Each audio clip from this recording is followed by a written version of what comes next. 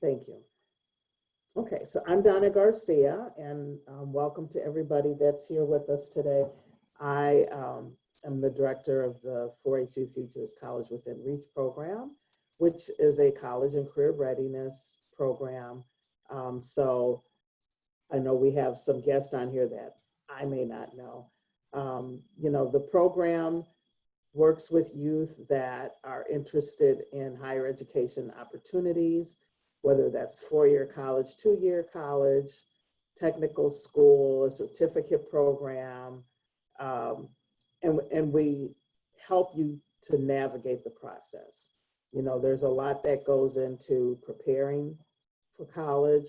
There's a lot that goes into making sure that you got everything done so that you can get admitted. And then, we want to make sure that once you get there, you stay there. So that's what we do in our program. So it's a 4-H program that focuses specifically on college and career readiness. And we appreciate everybody that's joining us today. And Samantha will take it from here. She's our host.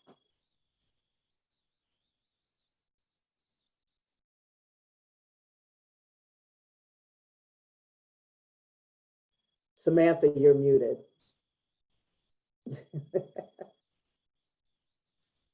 Thank you, Donna. Thank you all for being here this morning, and we're really grateful for y'all to be able to be here for So You Want to Be a Fashion Designer or a Fashion Merchandiser or Buyer.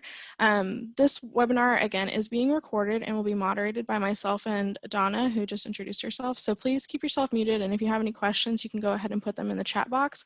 There will be a couple of structured Q&A opportunities later in the hour, so you might want to save your questions for then. So today we have Dr. Jamie Mestras with us to tell us about what she does and to get us excited about potential career paths that are related to fashion and textiles.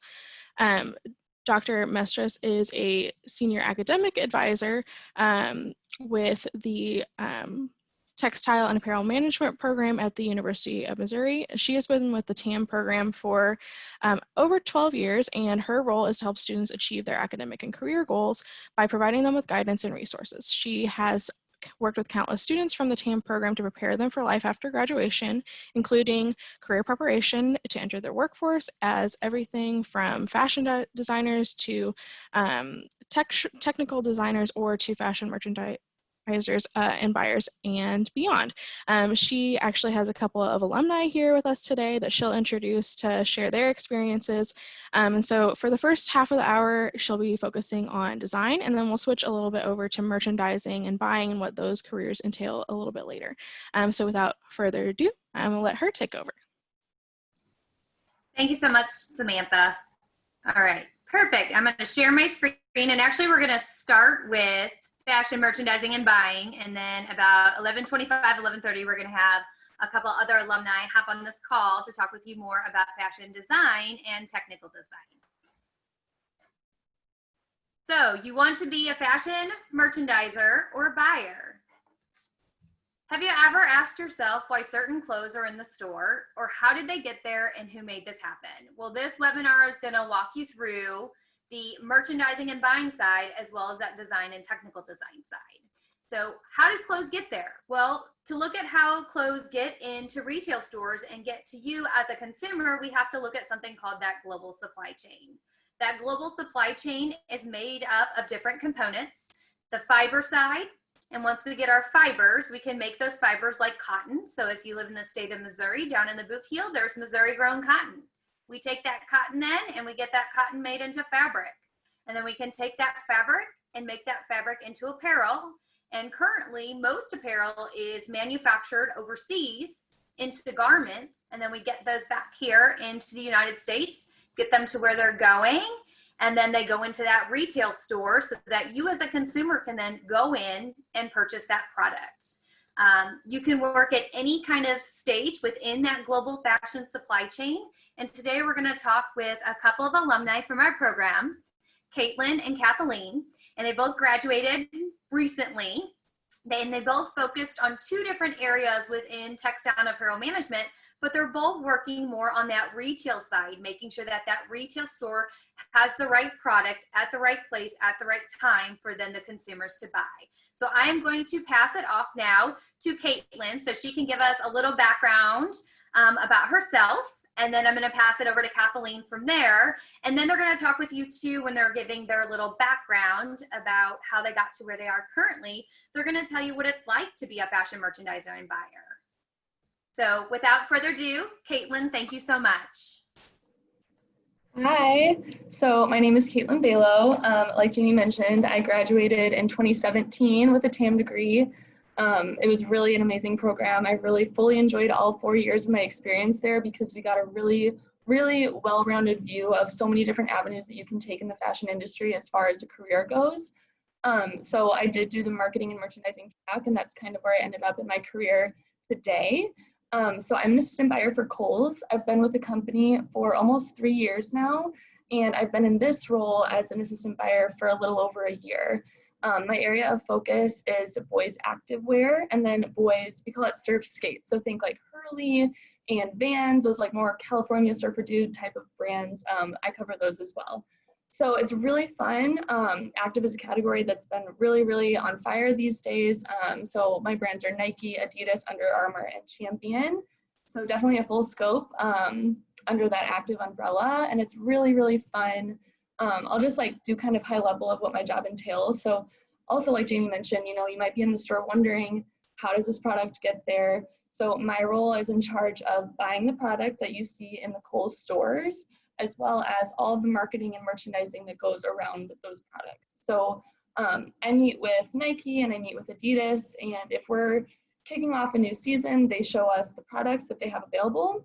And then based on what we think is going to sell really well in our stores, we decide what to buy as a Kohl's partner. And then after we decide on that assortment, we we decide all of the ins and outs of what goes on. So from a merchandising perspective, we talk about where should this go in the stores? What should be sitting together in the stores? If we have long sleeve tees and short sleeve tees, like should those sit together? Should those sit apart?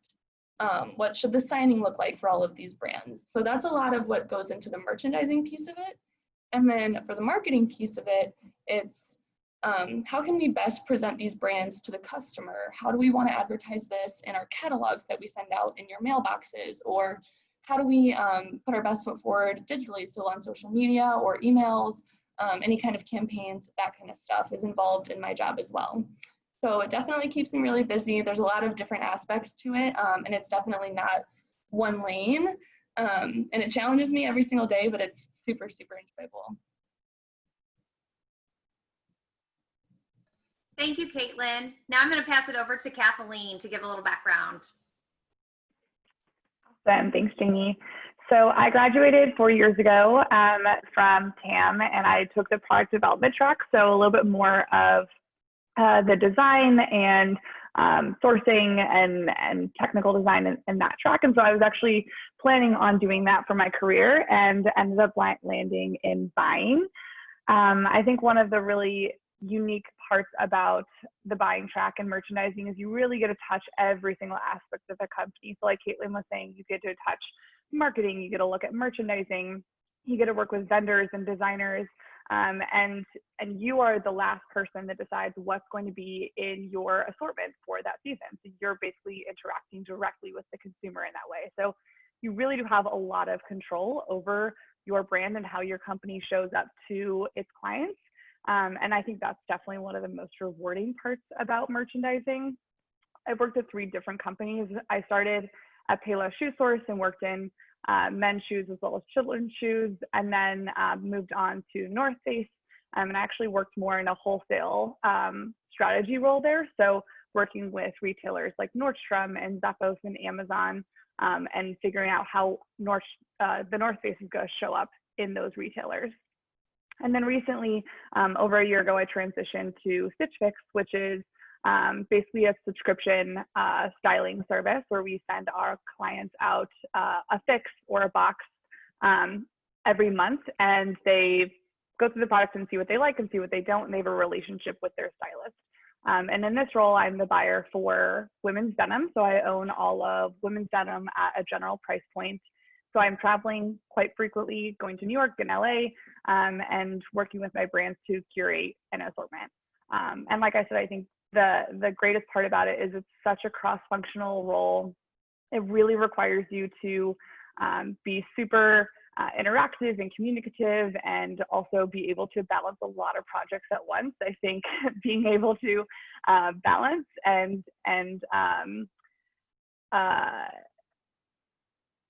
communicate and multitask are super important. So. Thank you so much, Kathleen. So Caitlin and Kathleen, so how would you describe a typical day and or week in your roles? And I know I'm saying weekday, but you can talk about week, because I know there are certain things that you do each week in order to make sure that your organization is being successful. Yeah. So definitely things change every single day. And to your point, you know, there's always tasks, like weekly tasks. So meetings with the team members to talk about sales and how the business is doing. In my office specifically, there's a really wide range of categories within boys. So there's a lot of areas outside of active that I don't own, but other people own. So it's getting an idea of what's going on in the total boys business is really helpful every single week. So we always meet on something like that, usually on a Monday, after we can get like a full view of how the previous week did. But aside from that, that's, you know, kind of my only constant is reviewing sales. Other than that, it kind of depends on the time of year that I'm in. So I'll give an example. Right now we're in July of 2020, so this would be our spring 20 season. And a few weeks ago, like the last month or so, I've been doing pretty much all the buying for spring of 2021. So in a typical world, COVID has kind of adjusted the way that we do things, because typically we would fly out to the vendors, so New York or Portland for a lot of the active brands, and they would show us our full assortment, but we're doing it all over web, which has been an interesting adjustment, but still very fun. And kind of as I touched on earlier, once they show us the assortment, we decide what we want to buy. So that's been like a pretty big piece of my role within the last month. But now that that's over, I won't be doing that part of my job for a couple weeks, a couple months. It just depends on the brand. Other than that, every week I typically meet, we have a lot of cross-functional partners, kind of like Kathleen mentioned, you know, you're always working with different areas of the company. So although I'm a big part in the marketing and merchandising section of my job, there are a lot of other teams that execute a lot of the ideas. So it's a lot of meeting with our merchandising teams and them having questions or ideas that they bring to the table and collaborating with them on ideas that we think would be good for the store, or new, you know, fixtures that we want to implement, things like that. And then as well as the marketing piece, there are so many cross-functional partners with the social media teams, all the email teams. So it's a lot of meeting with them and seeing what their ideas are and seeing if we can meet in the middle and make sure that we're putting our best foot forward and showing product that's relevant. So back to school is coming up. I know, again, that looks kind of different, but that's really big in my area, back to school, since I cover kids. So having a lot of meetings on, you know, what product is going to be in the stores at this time? Can we show this in an email? Can we show this in tab? So it looks different every day, but it's really fun. And then, you know, the last part of my job, it's another customer facing aspect, but we control the pricing as an assistant buyer of each of our products. So the way that our company works, we're a department store, and it's kind of different than other retailers like Walmart, but we decide, you know, what price is best for each product and what sale price we want to show. So that's another aspect that we meet on pretty much almost on a daily basis, just making sure that the pricing strategy is right. Do we need to take this a little bit lower to give the customer a better deal? Or is the customer really reacting to this price point that it's currently at? So that's kind of another avenue of like a last touch, because you can really see pricing move the needle a lot depending on the category. So that's a lot of different aspects, but like I said, it changes every day, every week, all the seasons. Keeps you on your toes. Thank you, Caitlin. What about you, Kathleen? Typical day and or week for you? Yeah, so I think Caitlin covered a lot of it. And what I will say is that every single company is really different. So Caitlin was talking a lot about how pricing is a huge part of her job. but Stitch Fix is actually a full price business, so I don't really do any pricing work at my job. However, I did when I was at Payless. So I definitely think that every company is going to give you something different, and everything has its own DNA. I would also say that there's really no typical day. I know that probably every single person says that about their job, but it is true. And like Caitlin was also alluding to, it really depends on the time of year. So I'll say that there's really kind of a cycle to our business. We start by building out our financial targets with our planning team to decide what we need to hit for that season in rebuys and certain silhouettes. And then we go to market, which means we go to our brands and basically go look at the product that we can choose for the next season. In that same period, we're also reviewing what we might want to rebuy from our last season.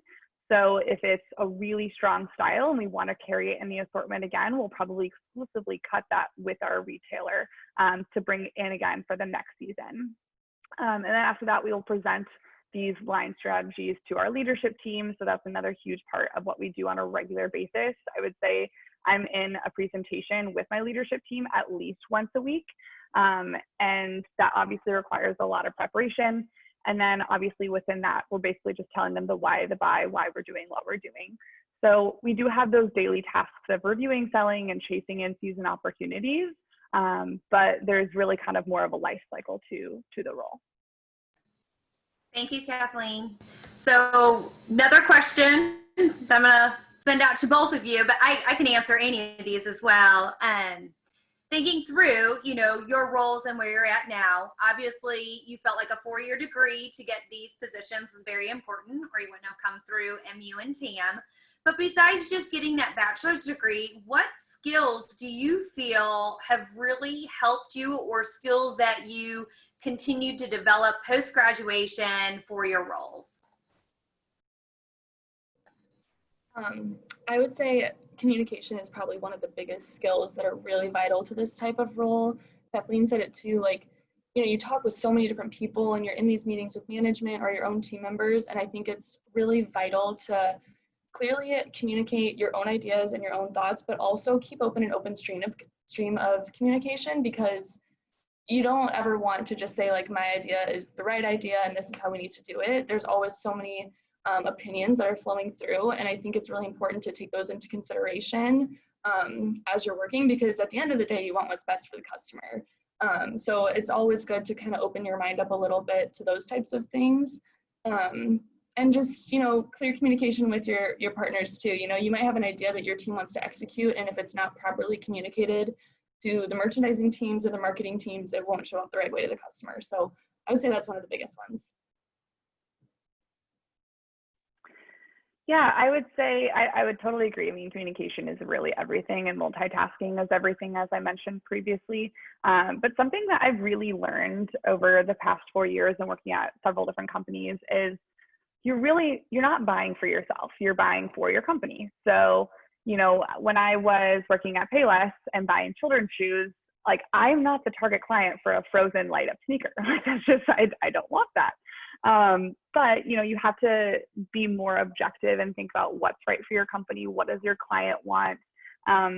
What are the right colors? I mean, even now I'm a denim buyer and I'm not necessarily the client for my price point. But again, it's really important to service the client. So I think it's just really important to be able to be really objective. And when you're learning about fashion and design and everything, learn about every single kind of design, every single kind of fashion, because there's a market for everything. Thank you both. Kathleen, I got a question for you based on what you just mentioned. So how do you determine what's right for that target consumer you're working with? And just to clarify, a target consumer is, any kind of consumer base based on age, gender, income, lifestyle, activities, interests. Those are called our demographic and psychographic characteristics that we use to really segment a market to determine who we're buying for and then what they would like. Yeah, it's a really good question. I would say the biggest thing is obviously looking at data and history. So I have a history going back 4 years of this one brand, and this is consistently done well, and this is consistently not done well. So that's obviously a clear indicator of, well, I want to go with path A versus path B because it has historically sold well. But I will say that it's also important to continue to look forward because clients do change, interests do change. So continuing to test those new styles that haven't worked well in the past in a smaller way while really investing in your core product. Say a skinny jean is a skinny jean. Everyone always wants that, but you might not want a bootcut jean. We'll continue to test bootcut jeans in smaller ways and bring in skinny in a more, higher investment. So that's typically what we look at. Thanks, Kathleen. Do you both also look at like social and cultural trends going on, especially for boys, I would think for sure. And Stitch Fix, do you look also at those social and cultural trends for colors, patterns, styles? Yeah, absolutely. I would say just in activewear specifically, we have seen a pretty large shift in what brands resonate, what type of activewear you want to go for. So like Nike and Under Armour, it's truly like you're out at your basketball game, really getting like sweaty and you need those like more performance features in those clothing items. But then for brands like Adidas and Champion, it's a lot more athleisure based. So you're not necessarily going to a basketball game, but you're wearing Adidas or Champion with some jeans and wearing it to school. So not that they don't do that with Nike and Under Armour too, but I feel like in that way, it's really important to pay attention to the macro level trends that are going on because that kind of informs you on what trends will work well within each brand. So is camo something that's going to work in both a performance-based fabrication and more of like an athleisure cotton fabrication, things like that. We also like rely on our vendors too. For us as Kohl's, we're not necessarily the most fashion-forward retailer. There's a lot of other areas, like if Urban Outfitters, for example, carries active brands, they're probably going to have like a little bit more of a fashion-forward lens to their activewear versus Kohl's. So we look at those companies as well as our vendors and just kind of, if there's a trend that we're missing out on and something that we haven't really gotten into in a big way, they let us know. And then like Kathleen said, you can test it in small ways. You can test it online. You might not really want to dive full in on it if it's an unknown, but always good to be testing things. Thank you, Caitlin. So we heard that communication skills and multitasking, which are what we consider soft skills, or some people talk about them as essential skills. Also looked at trends and doing research to make sure you're current on what your consumer's wanting. Are there any specific technical skills that if you wanted to be a merchandiser or buyer, you should have? I would say I use Excel every single day. It is extremely, extremely beneficial. I really developed those Excel skills when I was at the North Face because I was building a lot of my own tools, and they didn't have those tools when I was at North Face. And now that I'm at Stitch Fix, we actually have a lot of our own internal tools because we're a registered tech company. So all of the data analysts and everything we do, that's actually in its own system. But I still find that using Excel is really helpful for me to do kind of pivot tables or my own analysis quickly, and I'm able to deliver to upper management, quicker results when they're asking for something. So Excel is extremely important. Couldn't agree more. Thanks. So before I ask the audience if they have any questions for you, what is the most rewarding part of your jobs? What do you absolutely love? It's always fun to hear about what you love. That's an easy one for me. Seeing my product in stores that I bought and I chose, and seeing customers buy that product, as well as seeing emails and seeing catalogs that come out for advertising that I input in there. It's so rewarding. I think it really makes it come full circle because, like I said, I'm working on spring 21, so I won't see that stuff come to life for almost a year now, and that'll just be such an amazing feeling, seeing customers wearing your product. I've seen it before where like an 8-year-old boy is wearing something that I bought for the store, and it's just awesome knowing that your work is paying off and the customer is really responding to what you put out there for them. Yeah, I definitely second that. I would also say that a really fun part of the job is going to market. I mean, I love traveling for my job. I love going to see my vendors and going out to dinner with them and developing these relationships. And the industry is very, very small. I can tell you that much. I mean, I worked at the North Face and now I'm buying the North Face for Stitch Fix. So I'm working with all the same people I worked with before. So also just developing those relationships that you're going to have for the rest of your professional career and professional relationships is really fun. Thank you. So I want to ask the audience if they have any questions before we let both of you go so you can get back to work. And then we have 2 additional speakers coming in to talk about design and technical design.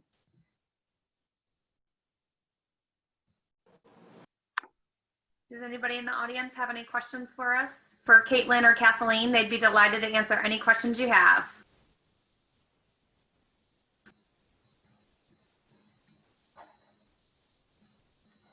I would like to ask a question. Have you ever been in a situation where you bought or made decisions for the season and all of a sudden the trend changes? What would happen? How do you handle that? That's a great 100%. All the time. Yeah.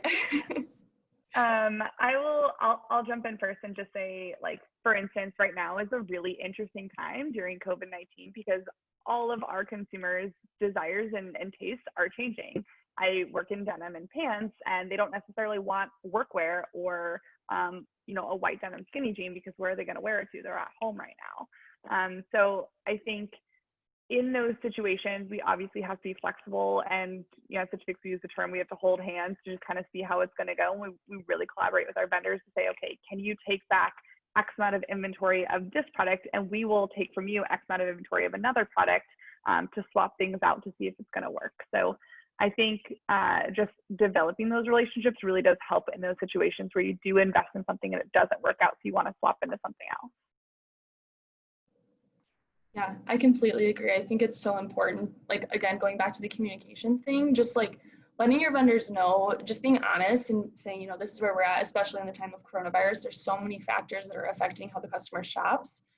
So if something isn't necessarily tracking or working well, it's like, how can we either partner with the vendor and, get them to hold hands, as Kathleen said, with us and get through it. Or you can take an approach too of like, what are other avenues that we can open up to get the customer to respond to the product a little bit better than they maybe originally would have? So in this day and age, maybe digitally could be a really good way to do that. Say, I'll use my Activewear example, like certain items work really well, but if other items aren't working well, maybe we can, boost those up on the website and make sure the customer is really seeing those, or showing how they compare them with other items, things like that to try to like slowly move the needle help too. Thank you so much. I appreciate it. Thank you, Kathleen and Caitlin, for being here today. We greatly appreciate hearing from you. You're certainly welcome to stay on if you want to hear about the design and technical design. It is completely up to you. I'm going to head out to a meeting. Yeah, Thank you both for your time. Thank you, guys. Thank you. Bye.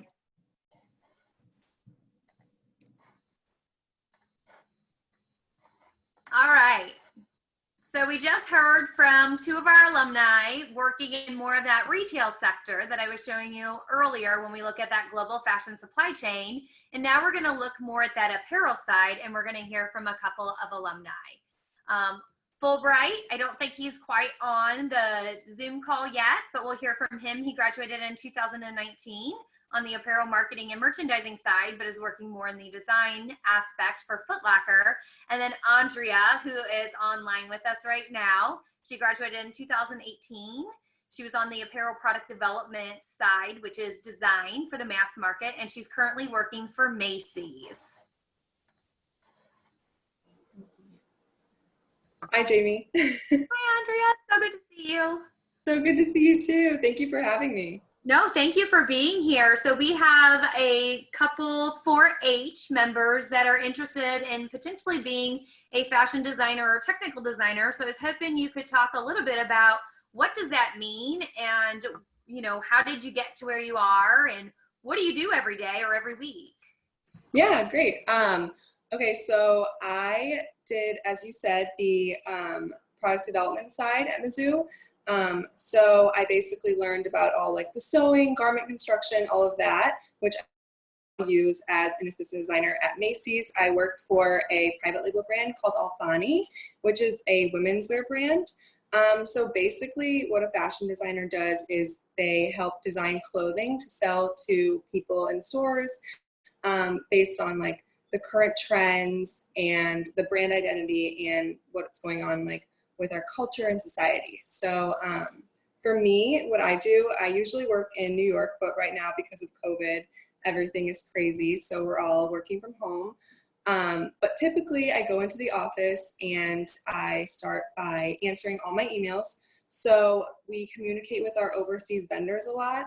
And since they're located in Korea, Taiwan, really far away in different time zones, they're sleeping while we're working and vice versa. So that's the first thing I do, make sure I get that out of the way.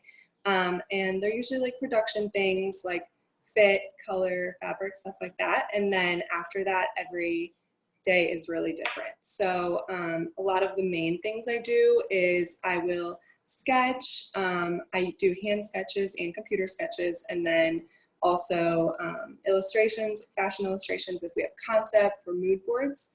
And then really like finding and sourcing fabrics and trims, attending fittings, a lot of like color and concept meetings. So every day is really different. We do a lot of like print reviews, and yeah, it's keeps you on your toes for sure.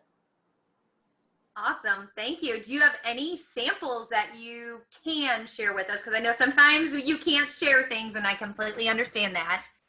I actually don't have anything with me because Okay. when I came home during like right when COVID was like really starting in New York, and I didn't realize that I wasn't gonna be able to go back.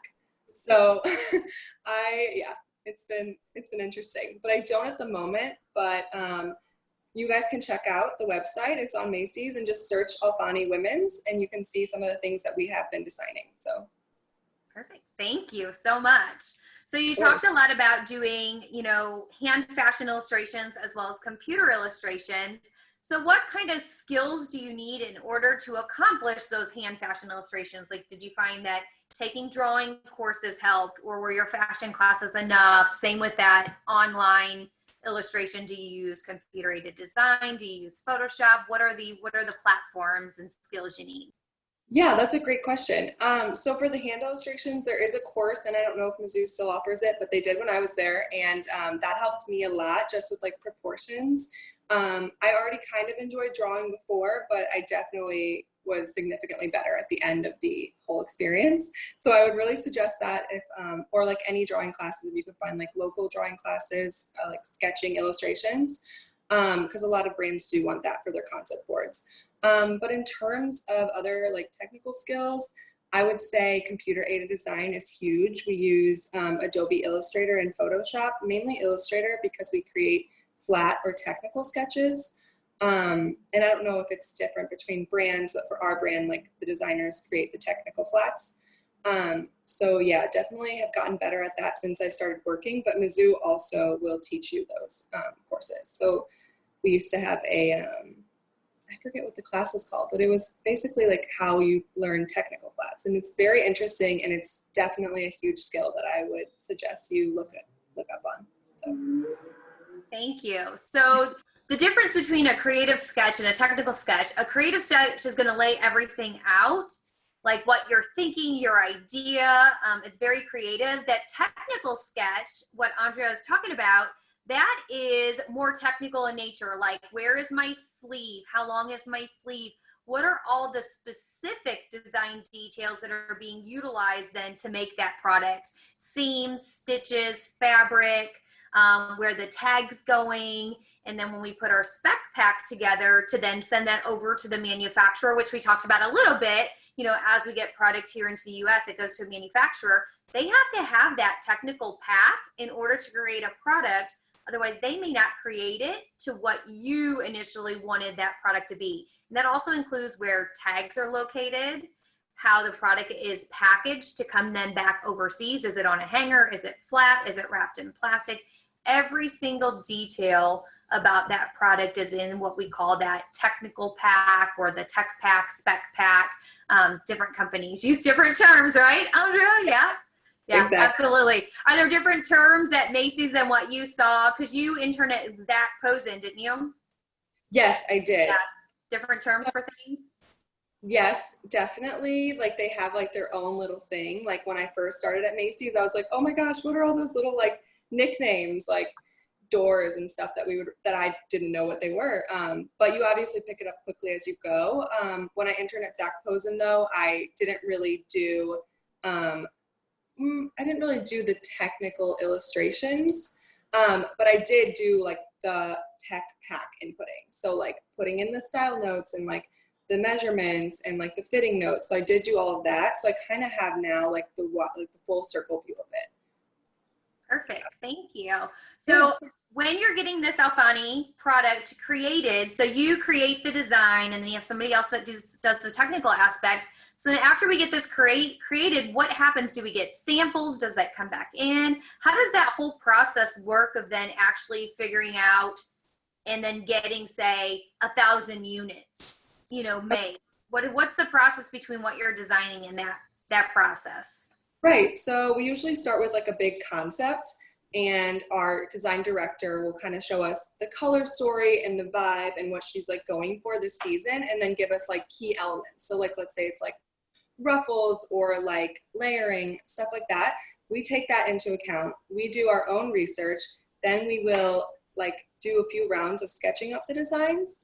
And then once we have our, what we call package release, we basically have the technical sketches, which is like the flat lay sketches with the details, so you can see all the placement like you mentioned, Jamie. And then we have our tech team. We meet with them and tell them kind of how we want it to fit, and they'll input that information. And then we send those out to overseas, and then we'll start getting like our first like meeting sample, and then we fit it, and then our counter sample. So that's kind of how it goes. We usually go through around 2 to 3 rounds of fits before we send it off to production. Thank you. So when Andrea's talking about fit, she's talking about they actually have fit models that will come in that are for all sorts of different lines, and they have certain measurements and proportions, and then they try those samples on, and then they make any adjustments, and then they work with that manufacturer again to make any adjustments needed to then get that other sample. And they'll go through this, as Andrea said, just a few times. And, to figure out, sometimes it's probably one sample, and more complicated, more detail-oriented products going to take more than one sample to make sure that we get it right.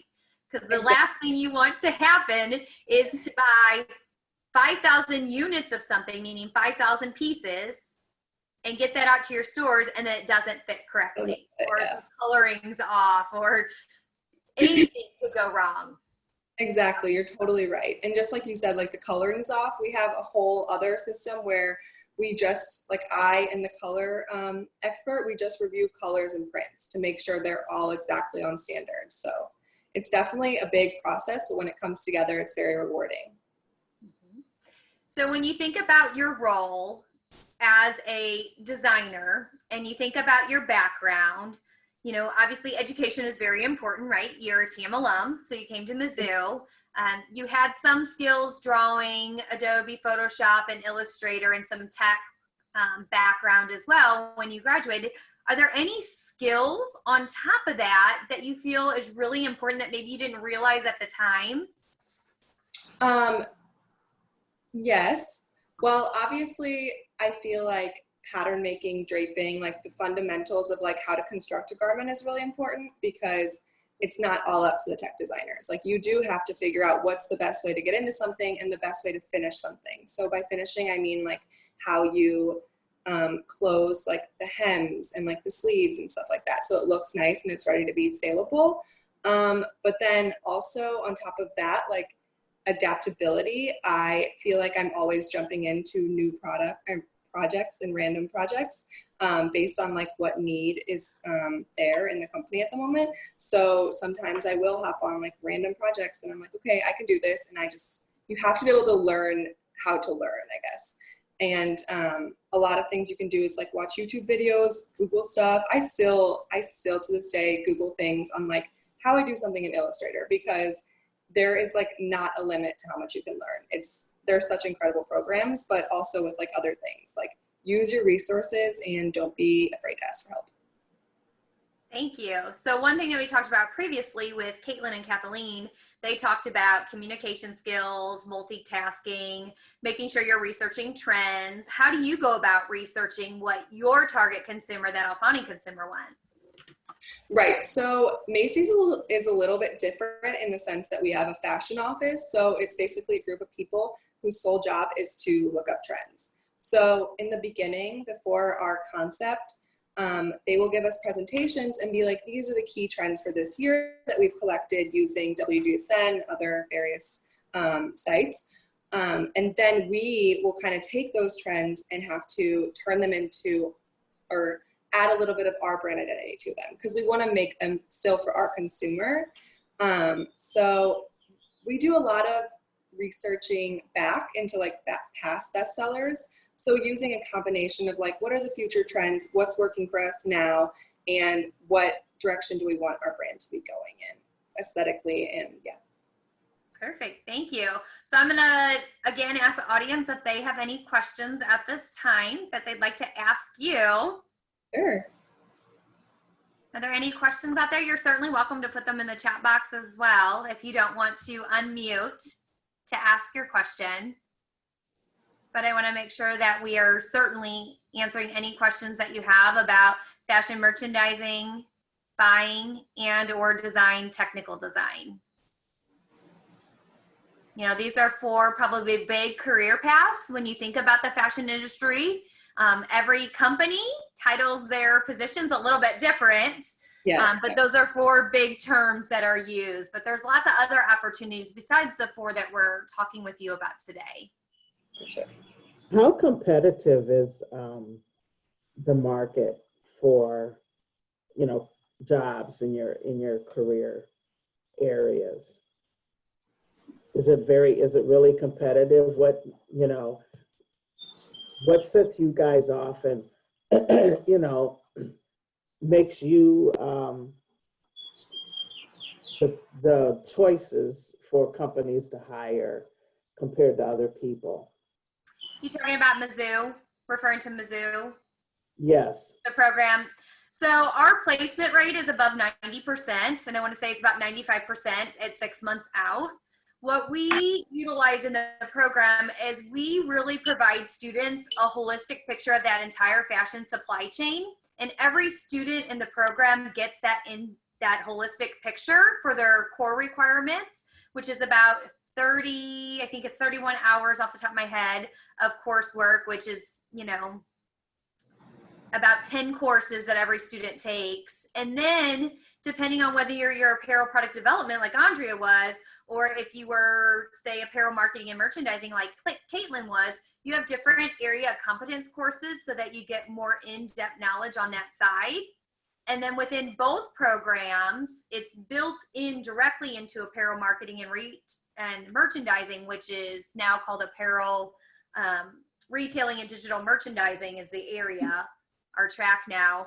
The business minor is built in, and then our product development students, it can be built in, and the majority of the courses are, but then we give those students some flexibility if they'd rather pursue, say, a different minor.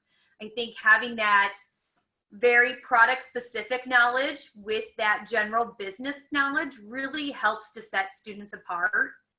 We also offer a course that all students have to take, and it's a career readiness or career prep course. It's resumes, it's cover letters, it's interviewing techniques.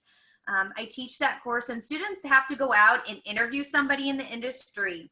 They have to go to events to network, and I think that really helps get them kind of acclimated to more that professional world, starting to network with people, learning more about the industry, testing some things out. So Andrea talked about Zach Posen and doing an internship. She did that for academic credit, and she got to test the waters there. Is this the right fit for me? Is this not the right fit for me? I'm also going to throw this question to Andrea too, to see if, you know, from the student perspective, the alumni perspective, are there things in the program that you feel, you know, really help to set you apart when looking for that internship and or that job?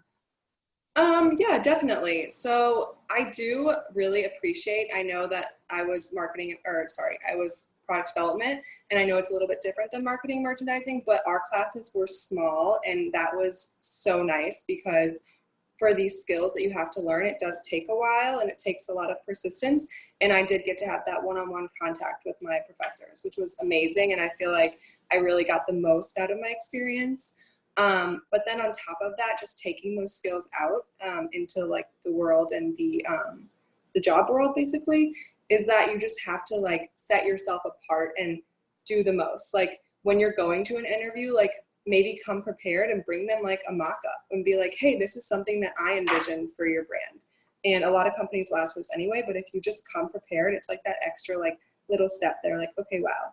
And then just be yourself. Like when I went into my interview, I was so nervous, but I was like very, I mean, I like could feel out the energy in the room, but I was very like casual and like talking to my person. Like I respected them, but we were friends. And after the interview was over, my design director was like, oh yeah, like I knew that I wanted to hire you because of your energy. She was like, it was just so nice and pleasant. So just like be yourself, be nice, and be prepared. Just be ready for any questions they ask you.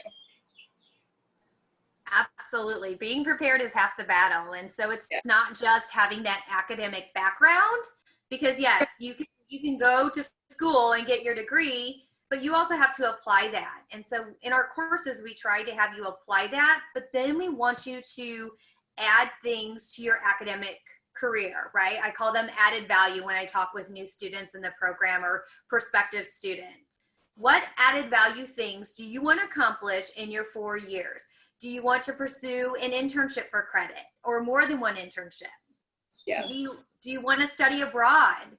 For that experiential learning opportunity, you can go with a faculty member to New York for a week. We have an opportunity to go to China.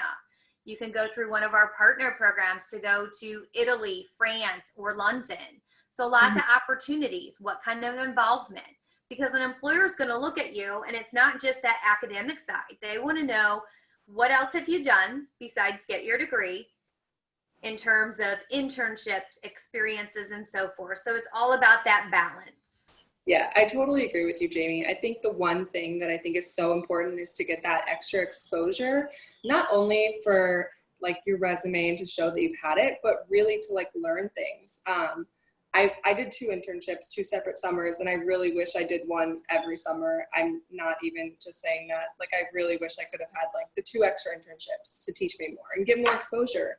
And you meet people, I really recommend it. Even if you can't go out of town, but maybe doing something local. Like if there's a seamstress you know and you just want to ask her to shadow her, like that would be great. Getting information and networking with people is huge. The industry is big, but it's also very small. Yes. So you always want to talk to people, be pleasant, be yourself. You know, people are humbled if you want to learn from them. So if you truly want to learn about a career path, like I know Andrea was probably like, Jamie's emailing me to come, you know, talk about my career. Absolutely. People love to hear like, hey, I really enjoy your career path. Would you mind sharing, you know, taking 5 minutes with me to talk about how you got to where you are and what resources that helped you? Yeah, for sure.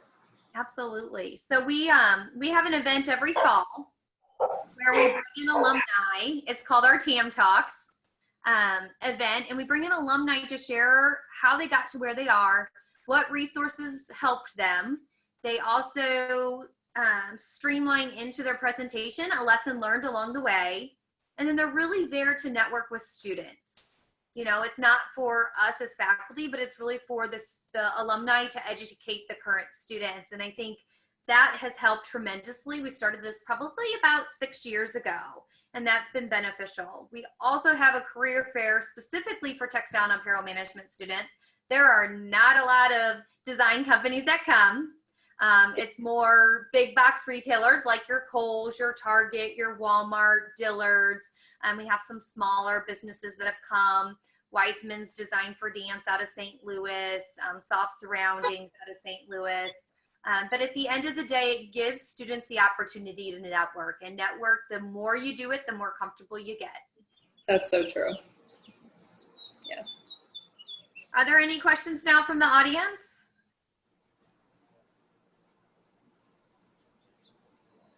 All right, Andrea, last question for you, unless we get some questions.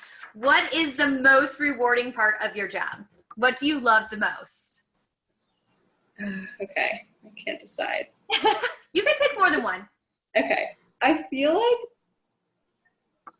since the progress is so long, we design like a year out approximately. I think seeing the designs come from like a sketch to real life, that is the most rewarding part, because you're like, okay, I created that. And then my coworker always says, or when I first got there, she'd always say, it's so rewarding when you're walking around on the street and you see someone, you're like, I made that top. And you're like, okay, that's kind of cool. So, yeah. So it's really looking at, you know, seeing your ideas come to fruition. Yes, for sure. Yeah, absolutely. Absolutely. I can certainly understand that. All right, I'm going to share one more screen. Right here. I can do this one. Awesome. All right. So before we close for the day, I want to make sure that there are no additional questions about fashion merchandising, buying, design, or technical design. Also, what I have up on the screen is going to be my direct contact information. So if anybody has questions about any of the career paths we discussed today, or any questions about the textile and apparel management program at the University of Missouri, I would be delighted to answer them. Like I said, my email address is right here. It's mistressj@missouri.edu. I also have a link to our textile and apparel management website, and you can also follow us on Instagram. Instagram is super fun because we post current things going on in the program, and in the summer, we have interns that take over the TAM Instagram account. So it's always fun to hear from our students that are doing summer internships.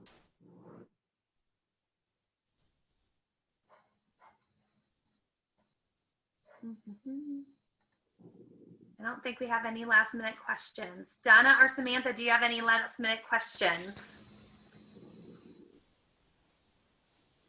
I do not have any more questions, Okay. but I really appreciate the presentation. Thank you so much, Donna. Thank you all so much for being here with us today. Thank you for having us. Thank you, Andrea, for taking time out of your schedule to talk Yes. about your career path. Thank you for having me, and good luck, everyone. Thank you All so much. Have a Bye, great guys. day, everyone. You too. Thank you, you too. Thank you.